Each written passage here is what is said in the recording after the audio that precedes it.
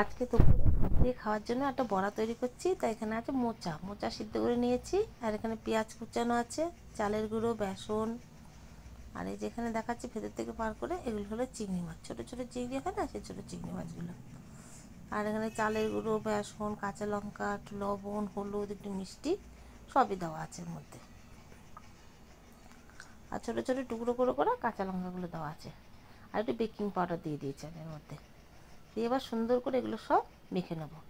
তাই আজকে এগুলোর পকোড়া বানাবো গরম ভাতের সাথে খাওয়ার জন্য।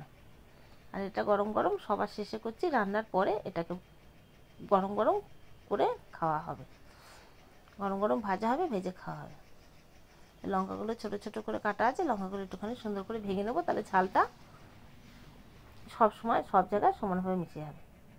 দেখুন এবার মাখা হয়ে গেছে। এবার বড়াগুলো একটু বড় বড় করে সুন্দর করে সাদা তেলে ভেজে নিচ্ছি বড়াগুলো। বড়াগুলো এত সুন্দর খেতে হয়েছে না, খুব ভালো হয়েছে। চিংড়ি মাছ দেওয়া হয়েছে তো, চিংড়ি মাছের জন্য আরও খুব বেশি ভালো লাগছে। কারা কারা এরকম করে খান আমাকে কমেন্ট করে জানাবেন, কাদের বাড়িতে এরকম মোচা দিয়ে চিংড়ি মাছের বড় হয়। হাতটা ধুয়ে নিলাম, না হলে উল্টানো যাবে না, খুন্তিটাতে লেগে যাবে, এই জন্য হাতটা ধুয়ে দিলাম।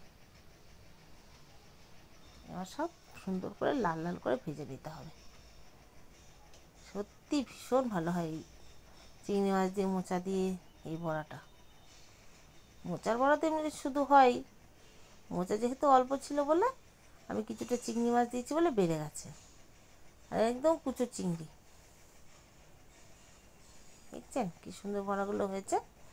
তাও আমাদের রান্নাঘরে একদম আলো নেই, খুব কম আলো রান্নাঘরে। এই পাশটা করে রান্না করা হয় তো, জানলা দিকে হলে তাও একটু আলো আসতো, জানলা দিয়ে এই দিকটা করে একদম অন্ধকার। আপনারা দেখলেই বুঝতে পারেন আমার ভিডিওতে কোনো আলো হয় না সেরকম একটা। সব সময় বলে আলো বেশি দরকার, আলো বেশি দরকার, কিন্তু আমি আলোই দিতে পারি না। আবার লাইটটাও ঠিক এই ধারে, এদিকে যদি হতো লাইটটা তাহলে হতো। আর কটা আমোদি মাছ ছিল ভাজা খাওয়ার জন্য, তো প্রথমে ভেজে রাখা হয়েছিল, পরে আর একটু ভাজা হলো খাওয়ার সময়, তাহলে একটু গরমও হলো আর একটু মচমচে হবে। এবার চলে যাচ্ছে সব খাবার জন্য রেডি, সব তুলে ফেলছি। মাছগুলো সুন্দর ভাজা হয়ে গেছে। এরম করে না মাছ ভাজলে, এই মাছগুলো একদম মচমচে করে ভাজলে খুব ভালো লাগে, শুধু মুখেও ভালো লাগে, ভাত দিয়ে খেতে ভালো লাগে। কাঁচা লঙ্কা দিয়ে ভাতটা মেখে নিতে হবে, গরম ভাতটা একটু লবণ দিয়ে, আর এই মাছ ভাজাটা খুব ভালো লাগে। ঠিক আছে, আমার বড়াগুলো ভাজা হয়ে গেছে রেডি। এখনকার মতো রাখি, টাটা, সবাই খুব ভালো থাকবেন।